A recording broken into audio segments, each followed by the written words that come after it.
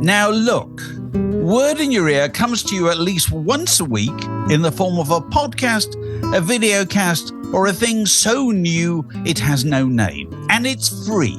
All we ask is that you subscribe, like, and wherever possible, leave a comment. And if you feel like getting further involved, you can become a Patreon supporter, which could mean you're inviting us to rifle through your record collection, are inviting you to join us for our very special Friday night quiz, and all of us feeling the sum of human happiness has been increased. Details at patreon.com/word in your ear. And now on with the show.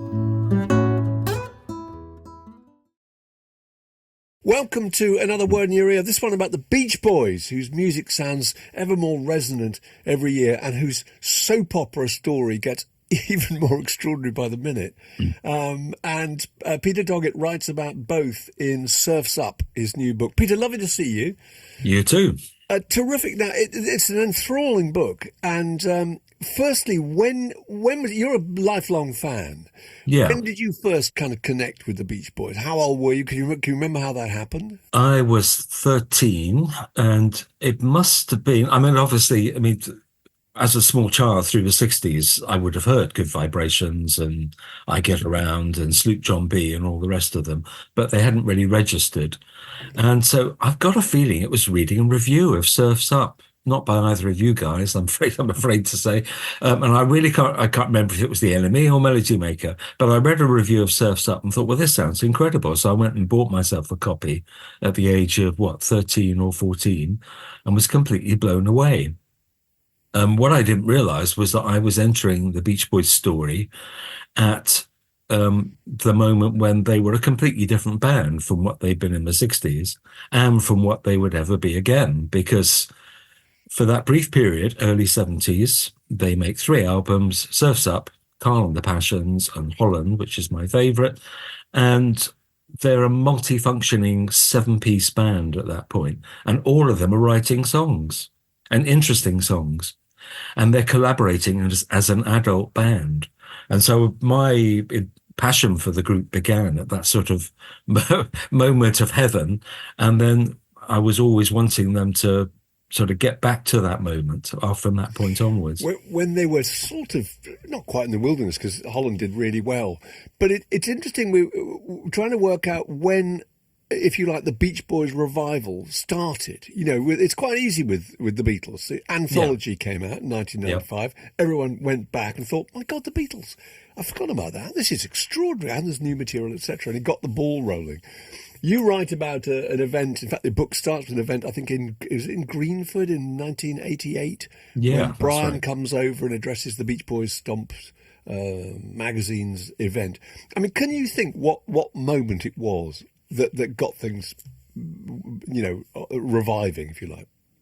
Well, I guess in America, it happened almost before they'd gone. I mean, they were reborn before they'd gone with the album End the Summer in 74, 75. And then in Britain, we had 20 Golden Greats, was it? Yeah. Just as the Pistols were starting. And then you got the whole Brian's Back thing in 1976. But at that point, it was still, I remember well, as a teenager, it was highly embarrassing to be a Beach Boys fan. So I did go off. I remember going, this is shameful, this is the end of my career right here. 1981, I did go to Beggar's Banquet shop in Ealing, and the guy had saved me, because he knew me, a copy of Mike Love's solo album. Now, that's probably the only copy sold in Britain, I should think. And I'm even more ashamed to say I still have it. Now, at the same time, I was also buying, Public Image or whatever, Talking Heads and the rest of it. But I had this passion, something about the voices and the characters as well. So much of their story and their music is about the individual characters and the craziness of putting them all in the same room. That's it. And it's interesting because the conventional wisdom is obviously that Brian is the genius and the rest are kind of there in some capacity, but he's the kind of tentpole around which it all revolves, which is to some extent true. But you write very interestingly, particularly about Dennis and Mike and Carl and their contributions. So can you just describe what it was you think that was so important that Dennis brought to the group? He brought soul. There was something about the way he played drums. I mean, he's not a great drummer. People always take the piss out of Ringo and say, "Oh, Ringo's not even the best drummer in the Beatles." Ha ha ha. Well, I'm not sure Dennis Wilson was necessarily the best drummer in the Beach Boys, but he played like his life depended on it. And there's something about that passion, the way he threw himself into every live performance, that really summed him up as a person. And then when he started writing songs, with the help of Charles Manson a bit in the late 60s, and particularly all the way through the 70s, again, passion is the one word that comes out of every song. He hasn't got any filter. It's his soul coming out of every tune. And so I think that's what sort of brought about the revival of interest in his music long and after it was he his died. idea originally, wasn't it, to write about that's surfing? right. Yeah, So, yeah. and, in fact, almost forming the band was almost his idea, wasn't it? The creation myth you talk about. Tell us about that. Well, the creation myth is that they go along to a friend of their father's studio, and the guy who turns out to be the drummer, Dennis, although he can't play them, pipes up and says, "Oh, we've got a song about surfing." And at that point, they then have to go away and write a song about surfing. But before that, I think the thing I call the creation myth is that Mr. and Mrs.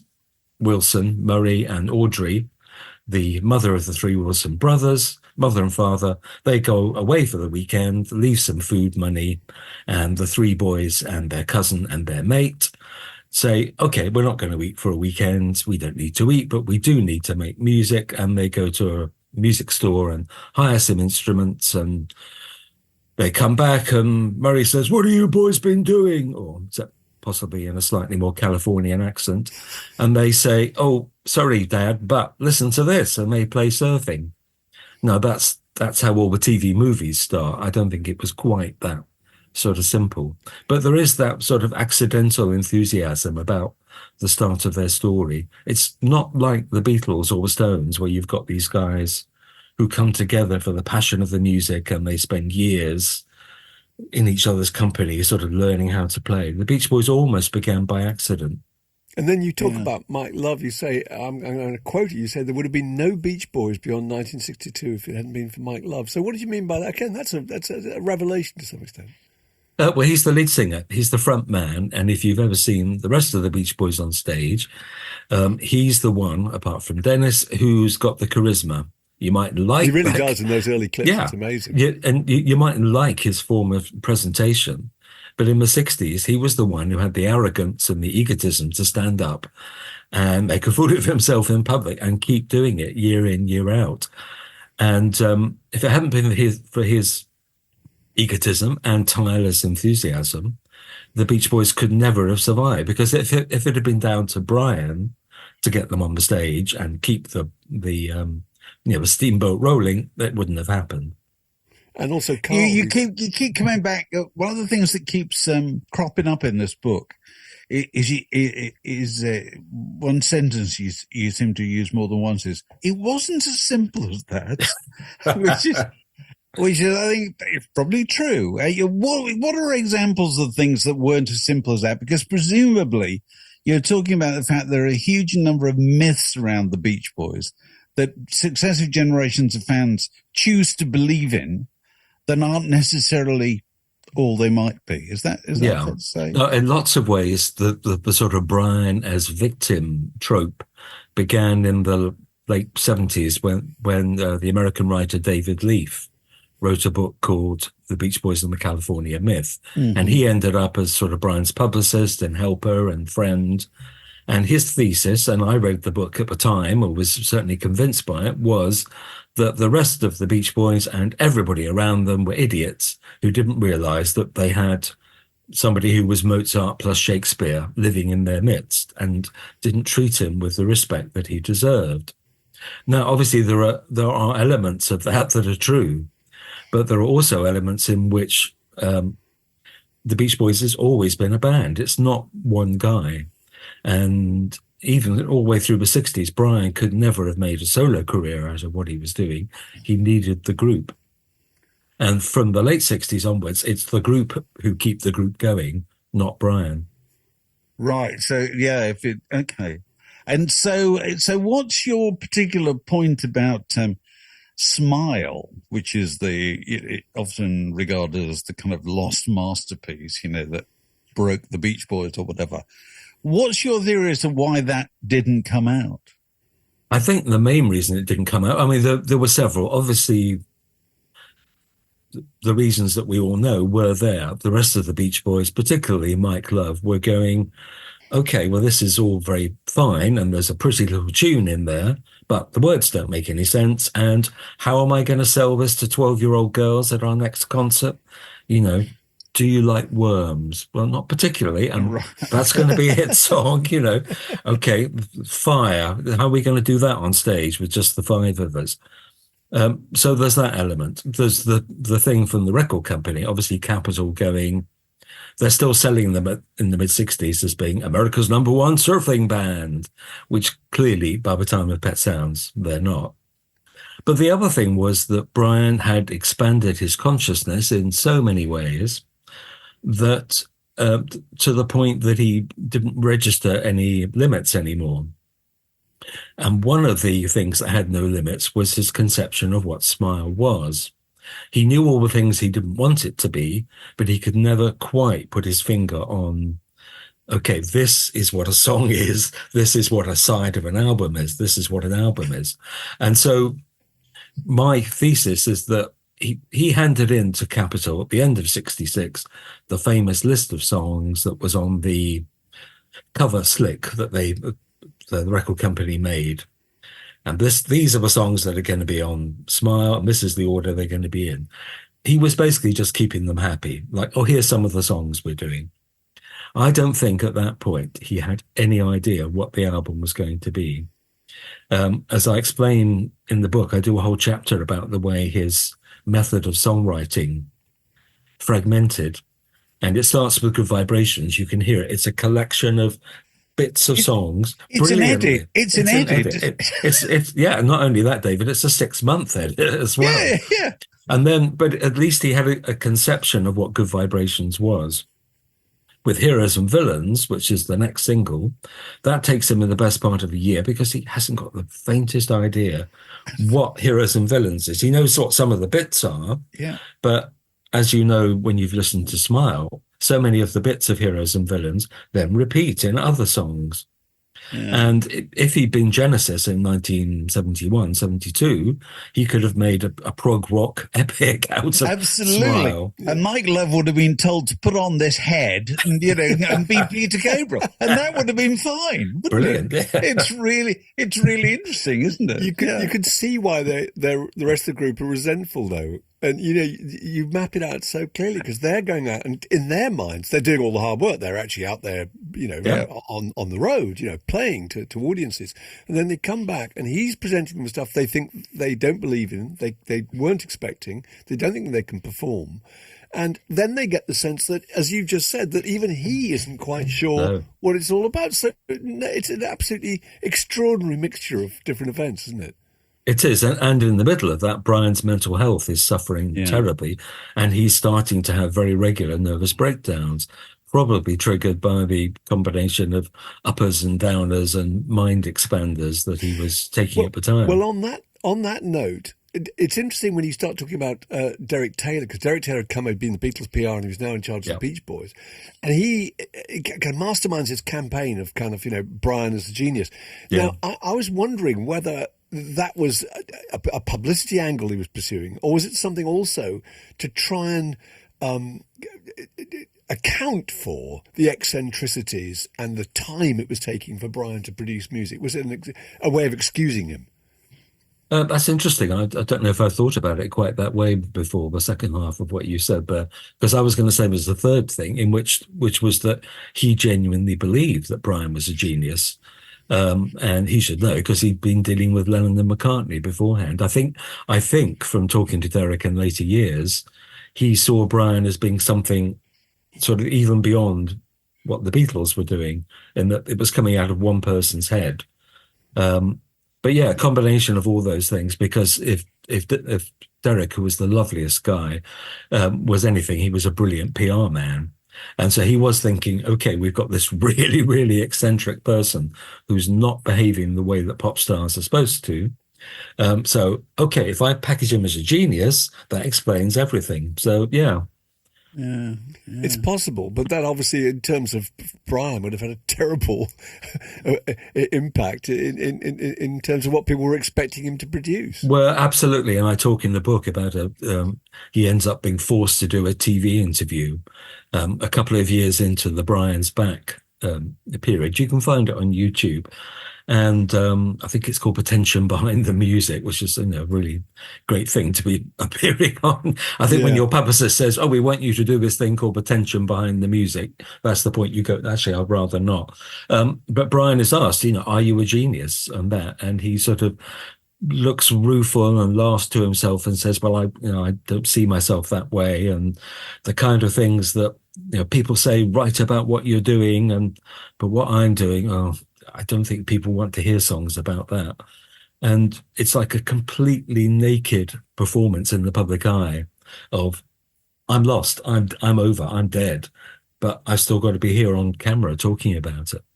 Yeah. And that happens to him in a way it doesn't, I don't think, to, we all know all the other lost rock geniuses, Syd Barrett and Skip Spence and all the other guys. Now, nobody, as far as I know, was putting Syd on American TV in 1968 and saying, explain yourself. No, nobody is dragged to the beach in a bathrobe, are they? by whoever.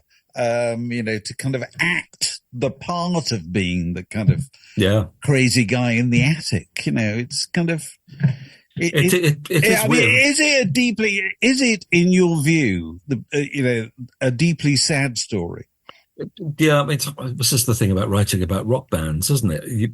They all end up being deeply sad stories. Also, ultimately. Have you ever? I always quote Ronnie Wood's autobiography. That there's two ways to read Ronnie Wood's autobiography. One is comedy, and one is tragedy, right. And it's the same book.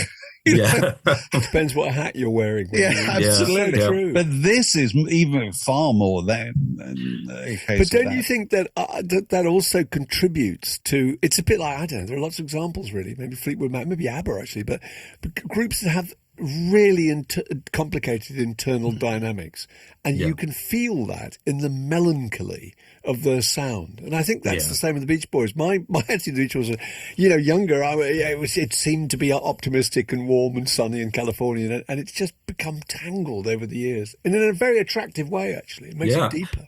Well, and it, particularly as a tortured adolescent in the 70s, that was what grabbed me about the Beach Boys when I went back and heard the earlier stuff, is even maybe not Surfing USA, but very early on, 63, 64, they're starting to write songs that are outwardly happy and joyful, but it's actually really sad, poignant music. And so it tugs at the heartstrings, and that carries on all the way through. Yeah. And one other thing that they battle with, which I'd kind of forgotten about really, is that the Beatles arrive, and almost from that moment, they stop being fashionable. And that must have had a real impact, and even in terms of their clothes. And you're right about the clothes. How mad Mike Love is, And the only one who's fashionable in any sense in terms of their clothes is the incredibly good-looking Dennis Wilson. But the rest of them are immediately sort of thrown into this shadow where, and being fashionable, being in vogue was such an important thing for all groups at the time, and they were suffering the fact that they just weren't, were they? Yeah, and I'm trying to remember when it was, whether it was 64 or 66. There's a quote in the book from an old friend of yours, I know, Annie Nightingale, saying, I thought the era of pop groups all wearing the same uniform had gone out in 63, or because the Beach Boys are still turning up wearing the uniform striped shirts. And then, they escaped that by going mod in 1968. And mod means not dressing like Paul Weller, it means wearing white suits and looking as if they should be on the stage of the Batley Variety Club with the Hollies, And it's only in the early 70s that belatedly they managed to assume the garb of looking like hippies. but you can tell their hearts aren't really in it. They did all grow their beards. They really look like they've come from central casting, don't you Yeah, think? Well, they went through a period where they looked like Old Testament prophets, didn't they? Yeah. They were bushy beards all over the place, weren't they? And they wore gowns and so forth. Yeah, it's extraordinary. So, how did you approach this book? Because I tell you what I found. You can dive in anywhere in this book. was that your intention? Exactly. It's not supposed to be Mark Lewis and Johnny Rogan 5,000-page biography. It does tell the story. It does more or less start at the beginning and more or less end at the end, but it's divided up into chapters that you can very easily read alone. And a lot of them are themed. So there is a chapter about food. There is a chapter about, as you said, about their appearance. There's one about the Beach Boys and politics that starts off with them being radical, complaining about President Nixon in 1970, and ends up with them playing shows for Donald Trump. Enough said.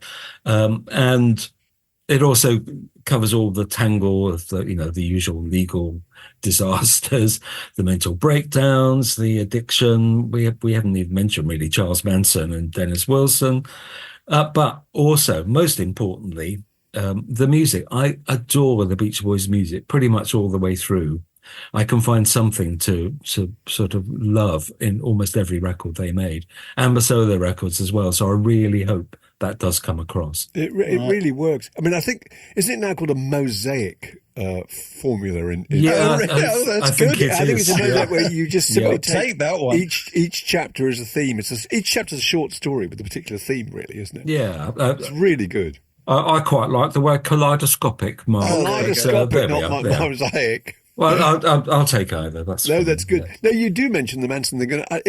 Again, an interesting point that I was reminded of was that they had their fair share of controversies, and those controversies would have ended any group now. Because, and I don't think we knew them. I mean, they are basically Dennis's involvement with Charles Manson and the trial in 1969. There is Carl avoiding the draft, which was a very big thing, wasn't it? Because he was so young. I've forgotten how young he was. He was 17 or something like that. They managed to get out of the draft. And then there's Mike on a drink driving charge. I mean, each one of those things in a world of social media would have been really hard to deal with. Yeah. Well, and to be fair to Mike, he wasn't drinking. It was the fact he wasn't eating for several weeks beforehand. He was fasting and then became so delirious with lack of food that he drove his Rolls Royce through the streets of Los Angeles at 5 miles an hour until there was a slow motion police chase, a bit like the OJ one. So this is 1970, and he ends up in hospital,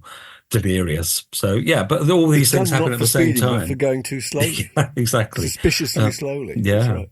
But yeah, I mentioned this is all happening. So we've got the draft thing, Carl being arrested all the time. We've got Dennis and Charles Manson's coming out in the papers. We've got Mike Love being arrested. And it's all at the same time as Altamont. And what's on the cover of Rolling Stone? It's the Stones, the band, and Altamont. And are they guilty? Whereas the Beach Boys, it's just like, oh, no, they can do what they like. It doesn't matter. Except not long after that, because we touched upon this but earlier on. They've always been about looking back, haven't they? Even quite early on, do it again and all these things. Do you remember when we were young and foolish? Yeah. Life was great. And the first the other reinvention of the Beach Boys I remember is that 2-part piece in Rolling Stone in whenever it was, 71, was it? Yeah, 71, that's right. The Beach Boys at California Saga, where it was like, let's remind ourselves of the extraordinary journey of the Beach Boys. And you thought, has it gone on so long? It was 1971. Yeah. It was going to go on for another 50 years. I know. It is bizarre. And I wouldn't have gone if I hadn't just written the book, but I did. My wife and I did go and see the Beach Boys, in inverted commas, about 3 months ago at a stately home near Reading. And they were supported by Lulu, who was fabulous, and David Essex, who was perfectly good, but realised that really this is pretty silly and he shouldn't be doing it anymore. But he's a trooper, he did it. And then the Beach Boys come on, and there's an introductory film. And then eventually Mike Love, who's now 83, 84, sort of crawl more or less onto the stage. And Bruce Johnston's there as well, also 83. And all these other guys, and I've no idea who they were. Apparently one of them was Mike Love's son. Mike, I mean, his voice has always been nasal, but he is when he's singing these days. But he was there, the old Beach Boys spirit. But the bizarre thing was having all the Beach Boys hits performed by people who were ultra professional. Yeah. Much more in tune than the real Beach Boys were when I saw all 6 of them in 1980. But it was completely passionless because, and maybe I'm the idiot who cares, nobody else in the audience seemed to care, but I missed the individual personalities of the original Beach Boys because as you know what it's like with bands that you love, you buy into their personalities and the combination of them. And Mick and Keith talking tonight. It's the gang aspect. It's the gang, and you mentioned Ronnie Wood, the Faces, the ultimate rock gang, and the Beach Boys were like that. And it's always fascinating in old clips to see, Mike acting like an idiot and Brian muttering under his breath, even back in the early 60s. The key thing about bands is watching them look at each other. Yeah. Exactly. If you watch the E Street Band, it's always 2 shots. David and I often talk about this, but you never see a single shot of it. It's always the reaction between Niels Lofgren and Gary Talent or whatever. They're looking at each other, they're communicating. And it's that feeling of connection, that kind of family feeling. That's very important, I think. But watching the Beach Boys this last summer, that's not there because nobody cares what these guys, and also they're all so well trained. It's like going to a stage musical. They're completely regimented. It's going to be exactly the same every night. Right. So it was a very bizarre experience. And if you were there as a completely casual fan who vaguely remembered the hits from the 60s, you would have gone away saying, "Oh, that was great. I heard all my favorites." But for anybody sung by a voice I kind of vaguely remember. That's the important thing, isn't it? Yeah. You mentioned it towards the end of the book about Mike Love's creative ideas, and he's the one that's keeping it all going. And every morning he wakes up with some madcap idea of what the Beach Boys. Give us some examples of the kind of things he cooked up. My favourite one was when he was talking about doing a collaboration with the Smurfs. So he was going to have Smurfer Girl and Smurfing USA. He tried to get Bart Simpson to do a duet with him on the Summer in Paradise album. And as I say, Bart Simpson turned him down. There's endless, he's got this fantasy of a movie called California Beach Party. And this just sort of mutates in his imagination for years, late 70s, early 80s. And it's always going to be this fantastic multimedia thing. And we're going to have the Blues Brothers in it and all these other famous stars. It never happens. But as you say, it gets him up every morning. He's probably still coming up with these ideas. Well, because he was the oldest one from the start, wasn't he? He was married, wasn't he? Yeah, when they got started, which was pretty rare in those days. Yeah, because he got his girlfriend pregnant, and in those days, like John Lennon, you have to marry her. So he's the first to be married, the first to have a kid, the first to get divorced, and so he is always a sort of adult stage up, whereas Brian. My thesis, I'm not trying to diagnose him, but I don't think he ever grew beyond being a teenager. I think eternally he was sort of stuck at 13 or 14, still arguing with his father and still trying to work out what girls are and how you can relate to them. And on top of that, being Mozart as well. So what a thing to carry around. Well, Mozart was also a child, wasn't he? Yeah. Yes, he was. Yeah. That's an interesting theory. It's like the one that a lot of people apply to Michael Jackson, actually. You're suspended in this eternal kind of adolescence. You never grew up. And relations with fathers not dissimilar, actually. Oh, yeah. No, that's interesting. Well, God. Dave and I were talking the other day about a moment we'd completely forgotten, which is when the Smile album didn't come out, and there's a panic, and there can't be a Christmas without a Beach Boys record, and they put out Beach Boys Party, and on that record there were 3 Beatles covers and a Dylan cover, which does seem absolutely amazing that they would have done that. These were effectively their great enemies, and they're kind of admitting defeat. They're holding up a white flag, aren't they, by including cover versions of those songs? But they're also by they're sort of reinforcing the idea that these are just ordinary guys from down the road who just get together and have a sing-song. And I don't know, yeah, but it is weird. You didn't get the Beatles singing Rolling Stones songs, for example. No, you got the Beatles sending up the Beach Boys, actually. They were so far above it, you know. Yeah. So there are every stage in their careers, you know. Even one of my favourite Beach Boys albums, The Beach Boys Today, which is faultless second side of kind of ballads, and then right at the end, a comedy track. Yeah, I know. It's like nobody said, "Guys, is this a good idea? Yeah. Guys, should we really go and pose at the San Jose Zoo for the cover of Pet Sounds or whatever?" You know that they were, it seems to me, they were cursed with kind of bad luck all throughout their career. With bad luck and possibly not having a proper manager at any point. Absolutely. Yes, absolutely. Yeah. There was nobody saying, don't do that. No. I mean, there are things you could say about Brian Epstein or Andrew Oldham or whatever. I mean, their flaws as managers have become more obvious in later years, or the guys who managed The Who, you know, Chris Stamp and so on. But they at least imposed a direction. Yeah. All of them were there saying, that's not a good idea. And the only person the Beach Boys had early in their career was Murry Wilson, who's their dad. And so there's always sort of father-son stuff going on, which means that what's happening with the Beach Boys almost becomes irrelevant. The real problem in the band then is Murray trying to tell his kids off in public, you know. Yeah, and Dad really wants to be a superstar. Yeah, really. He wants to be recognised. He thinks this is his opportunity for his children, which is an extraordinary thing if you think about it. And right at the very start, when they first audition,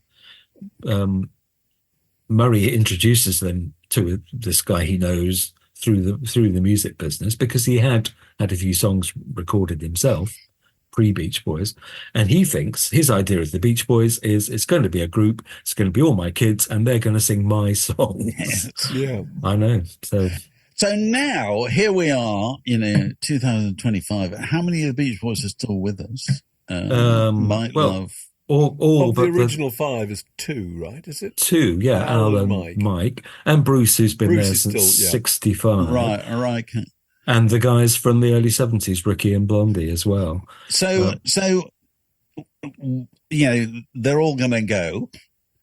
Who we know when the Beatles all shuffle off this mortal coil, there will still be Apple. There will still, somebody will own the copyright, and it will march on. Does the same thing apply with the Beach Boys? My vision of where we will be with the Beach Boys, if we're all lucky enough, and I hope we are, to be here in 20 years' time, is that the Beach Boys will still be touring. There'll be no original members, and it will be almost like a franchise. But it will be a controlled franchise. So it won't be like the old days of the Drifters and, that's weird. The Coasters are playing in a pub down the end of my road. Who is it going to be? Well, it's going to be 4 African-American guys. Nobody knows who they are. The Beach Boys will be controlled by a overall management thing. Maybe there'll be 1 or 2 sons of the original members there, but people won't care. People will go to see it in the same way as they go to see the ABBA, the fake ABBA. It'd be a musical. Just be like a stage musical, wouldn't it? But it will tour the world, yeah. So, I mean, is the catalogue still together? Because one of the most egregious things that Murray did was he sold the publishing, didn't he? Yeah, I know. It's incredible, yes. In the 60s, thinking it's peaked. Yes. There will no longer be any need for... we're discussing it with the others, right? No, I know. He was looking at the record sales, and they're dropping off. Yeah. And he's thinking, okay, I'm a millionaire now, so it's going very nicely. Yeah. If I cash in, I can sell these songs off before people realize they're not going to be worth anything. But I mean, the catalogue is actually in some ways in better shape now than it ever has been, because there have been lots of box sets and reissues. There's another one coming spring next year, which is going to be the 15 big ones and Beach Boys Love You and Adult Child era. And I can't wait. You're a glutton for punishment. I am, yeah. So will well, I suppose we don't have physical product any longer, so we won't have an addition to that endless train of compilation albums, all of which feature a terrible illustration of a girl in a bikini. Yeah. There are literally, Mark, there are thousands. I'm sure. Yeah. No, I've seen them. Yeah. And they're I may even have some. They all look horrible. Yeah. Absolutely horrible. For them. But worse than Top of the Pops albums. Yeah, but you have to remember, David, the alternative was putting a picture of the Beach Boys on the cover. Well, so might love might a not. kaftan. Might love wearing a turban. Now, that's a very good question. Is there a Beach Boys album with what you call a great cover? With a picture of them on? No, I mean, I love lots of their covers. Surf's Up. Surf's Up is an illustration. Yeah. Okay. Holland with the reflection of the boat is on it the a picture water. with no Beach Boys on it? No Beach Boys now, are involved. Compare those to 15 Big Ones. And if anybody watching, listening to this doesn't know the 15 Big Ones cover, go and look it up. It looks like a wanted poster, as I say. It's like, okay, how can we make this group look fantastically out of date and embarrassing? And, let's put it on an album cover. And it goes gold. So, I don't know. Yeah. Well, anyway, it's interesting. The strongest visual signature is on the cover of your book, which is the font. It was the Beach Boys. I know. Yeah, it's the Beach Boys font, isn't it? Is the Pet Sounds font? Is it? It must be pretty close to it. Yes. I just hope they don't own it. Otherwise, no. I think you're absolutely fine, because I found it not long ago on a book of fonts.